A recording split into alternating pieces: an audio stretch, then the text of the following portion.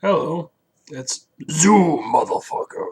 After this is 5 to bring you a deck profile and try to help you out on your Noble Knight game just a little bit. Uh, we'll get straight into it. Sorry, trying to think how best to explain this.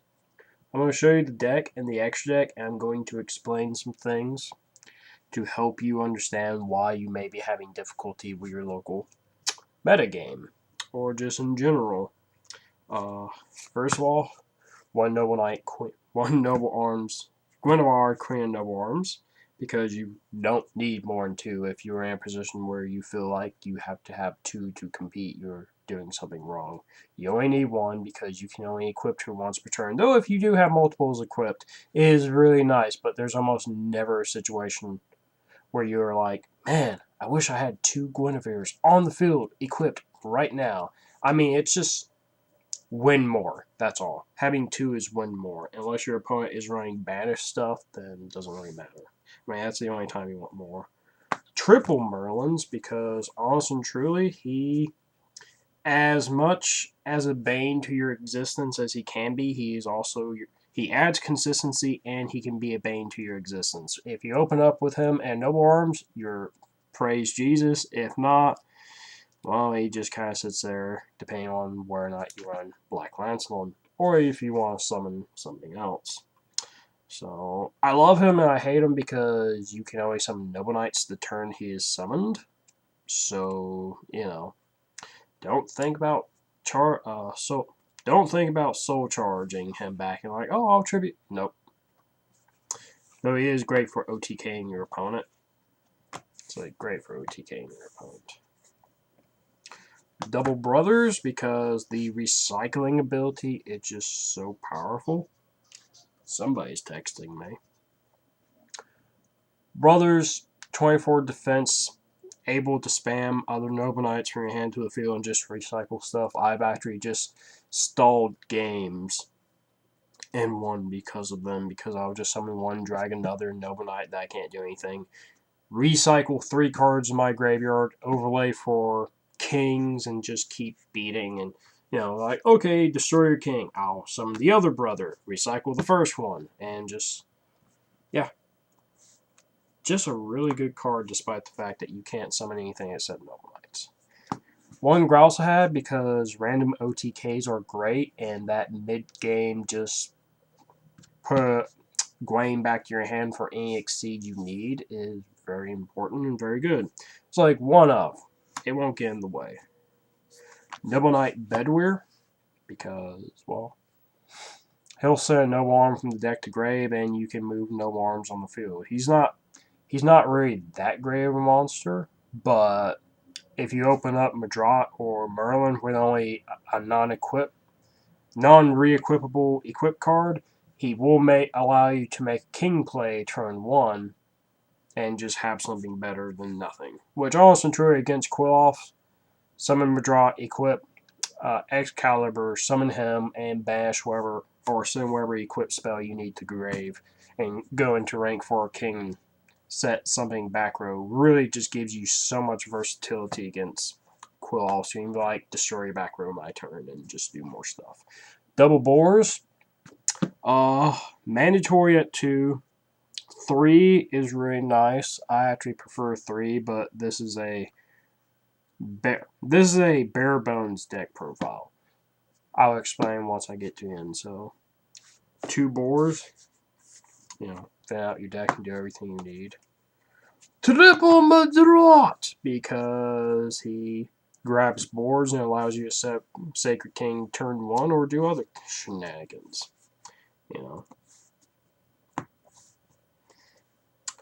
Double Gwaine.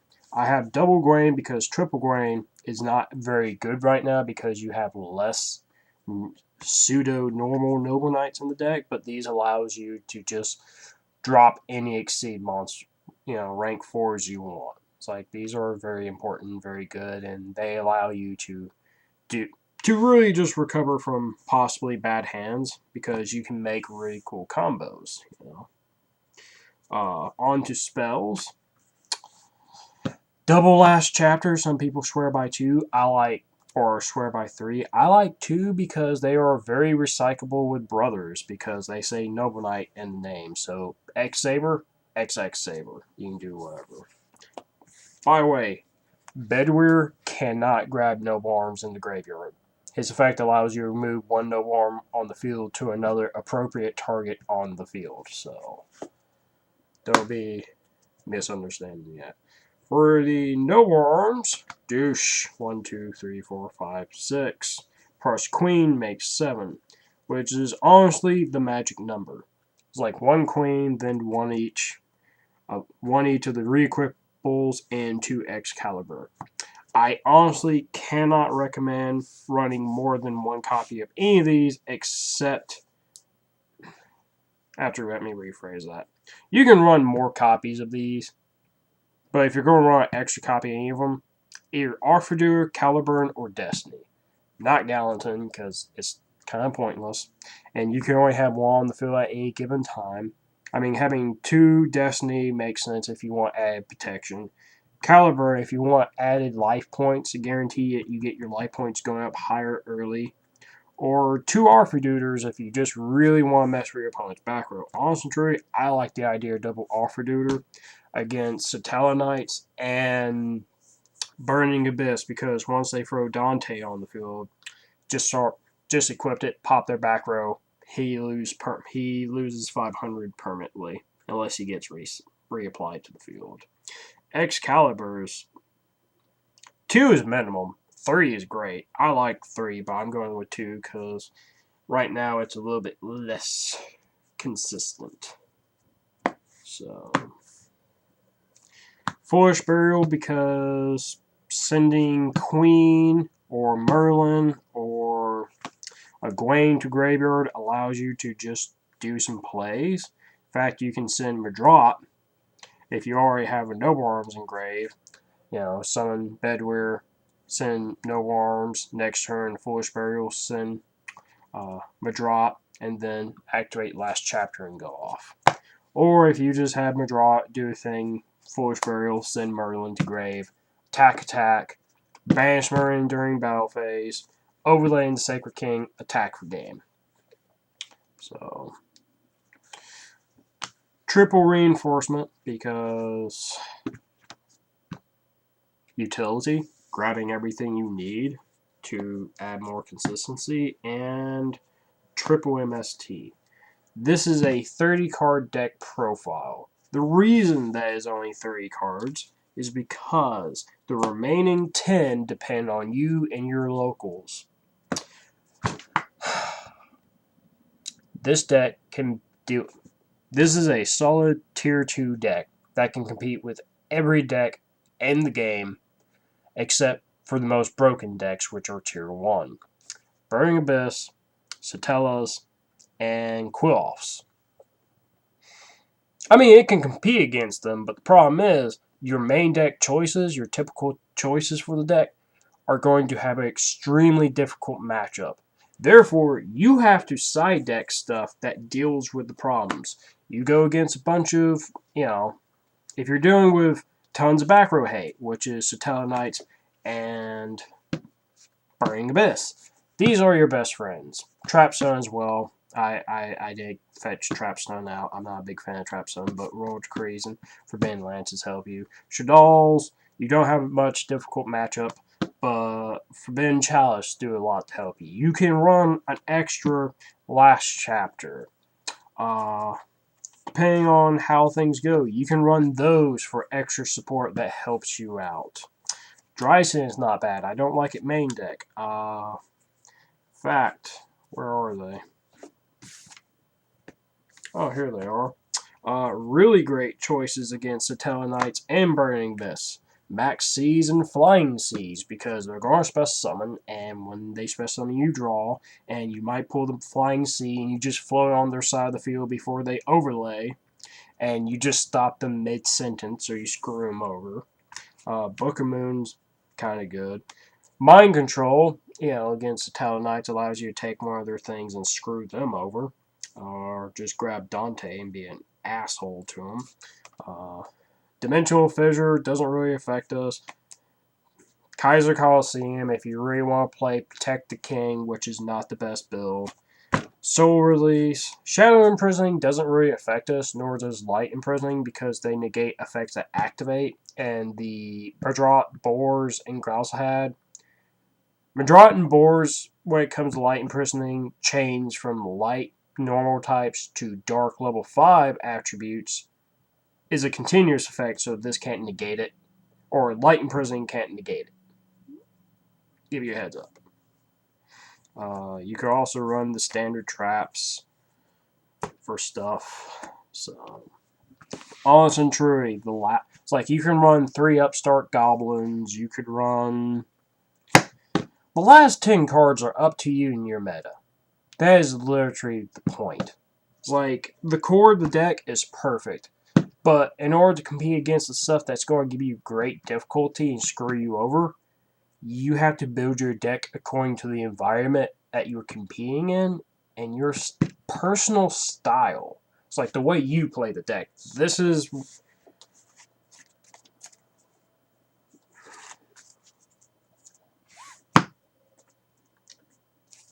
a very skill dependent, personality dependent deck. So, yeah. You have a 30 card list. Oh yeah, by the way, the triple MSTs are pretty much mandatory right now because all the back... This is mandatory right now because of all the back row, pendulums, skill drain. I hate skill drain, by the way. That screws us over. Clear-offs don't matter. No. Shaddolls don't really matter. Quill-offs are only a problem because skill drain. That is the problem, because once they have skill drain, you can't activate your effects, so you kind of have to pray you have MST. Don't forget side decking, Tristers, and Fairy Wind. I like Fairy Wind better than Spell Shattering Arrow because I can pop all your face-up back rows and inflict damage. So, yeah. Like the remaining 10 cards are what you got to build, what you feel is appropriate to your local meta. What are you dealing with? How are they going to deal with you? Yeah. On to the extra deck. Wait, 1, 2, 3, 4, 5, 6, 7, 8, 9, 10, 11, 12, 13, 14, 15. I have 15 cards, which awesome, truly. There's 2 cards I wish I have, but I don't. So right off the bat, double rank 4 kings because they're mandatory. I like Platinum Rare in this. Double Sacred Kings, like you're really going to go into these most of the time because they're just your big players and they get shit done. Sacred Kings, I die, I bring something back while I'm sent to the graveyard. I pop stuff. Rank 4 is just clear back row. I'm a very big fan of Lord Decree in the main deck. It has won me so many games. So people will make the argument of, oh, you have to wait a turn. Okay. You have to wait a turn. If you have the appropriate materials to deal with your opponent, you're good. The only deck that I'm currently aware of that can OTK me turn 2 is Quill-offs, and that's it. It's like Burning Abyss, no. Shatter Knights, yeah, that's kind of a pain in the ass. Yeah, they have Finch Women Blast bounce back to the deck, but if you go first, set Royal Decree, they go, you flip Royal Decree, their traps are locked, your turn, go into rank 4, pop all their back row. By the way, always, if you trap stun or Royal Decree your opponent, pop their back row as quickly as possible because they can get rid of Royal Decree sooner or later. And when they do, you want to eliminate as many of their cards for free as you can because it's all about numbers. So always have the kings. Raspity and Berserk is great against, Burning Abyss, Quill-offs, and Shaddolls because it's like Detach 2, Banish 2. Equip the King for extra 1200. Revolvable Chain is one of the most important cards in the deck because you can summon, overlay, send Queen, or any card from the deck, or you can set a monster on top of your deck. I don't recommend setting a monster on top of your deck, but it allows you to just go through and start clearing out your deck. You will find stuff to send to grave. And more importantly, All the rank 4s are super easy because you have Bedrot, Boars, Grousehead, who are all treated as normals, so you can spell summon Grain and overlay immediately, or make up future plans. Bujingi Tessiome, 23 defense, 18 attack. Effect is detach 1, discard your entire hand, draw 2 cards. So if you have a single card in your hand, you don't care, like Queen, and you can make the play, do it, discard Queen, and draw 2 cards for free, basically.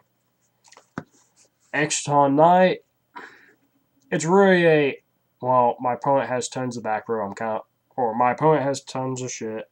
Field is full, I can't really do anything, just clear the field and hope they don't do something better. Actually, one of the best things I did was they went, had Brothers face down, set Royal Decree, my opponent went, set 5 back row, and Satella Knights. During my end phase, flip Royal Decree. Summon another monster, flip my monster. I didn't really have too many plays, but I was like, Exciton, blow up the field. I just cleared all, I basically gave up 2 cards, take out 5 of his, and just put him in a devastatingly bad position and set my second Royal Decree. And he was like, set 2, flip Royal Decree. He's like, can't do anything. It's like, tacked. Next turn, he's like, MST? Okay. Nothing. Starly, double Starly's Power Dynamo. I will be switching one of these for a Castrol Sky Blaster because it is better. But yeah, one of these is just fantastic for dealing with certain stuff. Castrol Sky Blaster I don't have, which is pretty much mandatory at 1 to 2. It's like decks who run him at 2 is because they can't drop these. They are great in combination. One Heroic Champion Excalibur because 4,000 just tells Quill-Offs to go to hell and quick OTK, along with Blade Armor Ninja, which is just OTK. Equipped him with a Gallatin or Caliburn for extra damage, attack twice, 32, attack for 37 twice. Heroic Champion, whatever his name, I need a silent arc. I haven't got a silent arc. It doesn't really matter.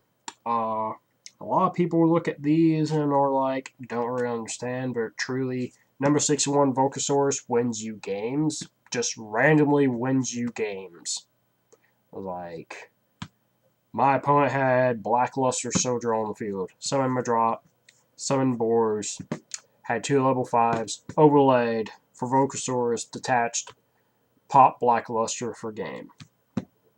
After he popped Blackluster, put him within position where he had face-up Treeborn Frog on the field, overlaid for Gaia Dragon, the Thunder Charger, and attacked for game, over his defense monsters. So, yeah, that's the deck profile. Comment, like, subscribe. If you have any questions, please post them down below and ask. Feel free to give your input. I don't want to sound like a broken record, but the deck has potential to compete with everything in the format. The problem is you have to go into game 2. It's like the deck is game 2 and 3. That's where it comes in. It's like, what do I need to cripple my opponent? That's all it is. Thank you.